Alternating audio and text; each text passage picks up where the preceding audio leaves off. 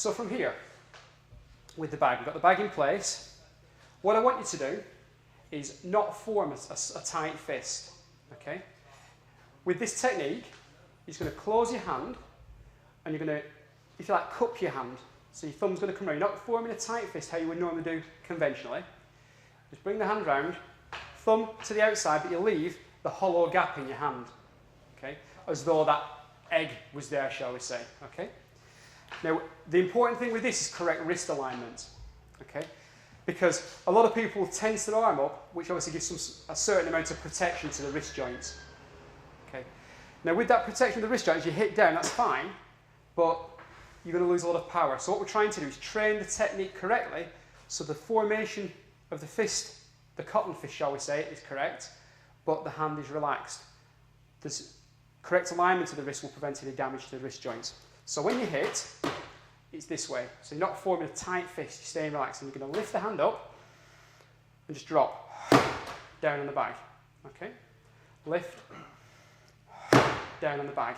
What you may find with this one is very quickly, because you're going with a smaller surface, that the beans inside the bag will split and separate, so you're hitting a lot more down onto the table. So if that happens, you may need to shake that a little bit, or just possibly even fill it slightly more with the beans. But from here, relax, breathe in, and again, I'm not hitting hard, I'm dropping the weight of my hand onto the bag. So just breathe in, down. If you notice at this point, once I've hit the bag, notice how my hand folds in, okay? Now at the moment, I'm allowing that to happen, all right? But what you're going to do is you're going to try and maintain that formation. If your hand comes in this way, it's not a problem, okay? But what we're trying to develop is just that little bit of a gap here. So you hit, try and maintain that formation of your hand, okay? Breathe in, out, maintaining that gap. Breathe in, out, okay? Breathe in, out.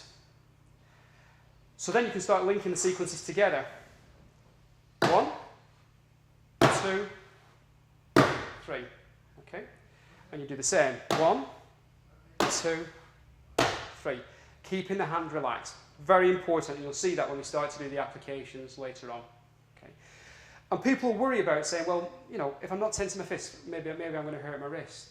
Okay, well that's not correct, because if you actually do the training properly, you won't pick up any injuries. Again, in all the time I've been training the iron palm, I've never ever injured myself because the training's been done correctly. Okay, make sure you follow the instructions. It's very important. As long as you follow the instruction correctly, you'll be absolutely fine. Okay, and you'll find you'll have some devastating techniques. Other parts of the hand, you have the edge of the hand. Okay.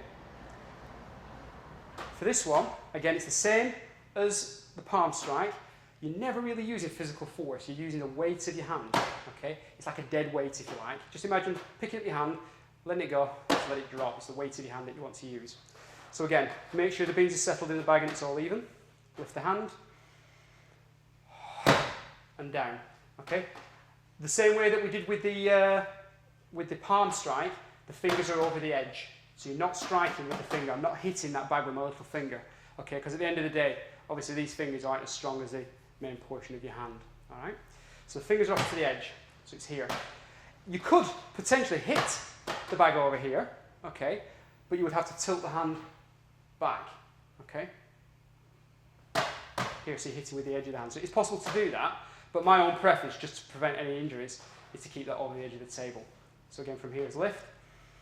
And then what you're going to do, I don't know if you can see the position of my hand here. As a drop, I actually do this, okay? Because actually, that movement, when you start doing application, that movement, you generate power from there, okay? So it's not just a case of just dropping your hand this way. You're actually doing this movement here, that wrist bone there, and the hand will kick down. Now, I'm not lifting my fingers up, I'm actually dropping the wrist down. Okay, that's really important, because again, if that was your target and you just lifted your fingers, you don't get anything. But if you actually drop the wrist, you get that bounce action down.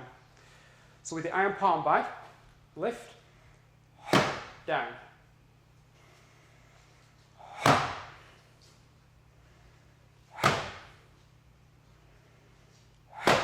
Down. And down. And again, the same with the other hand.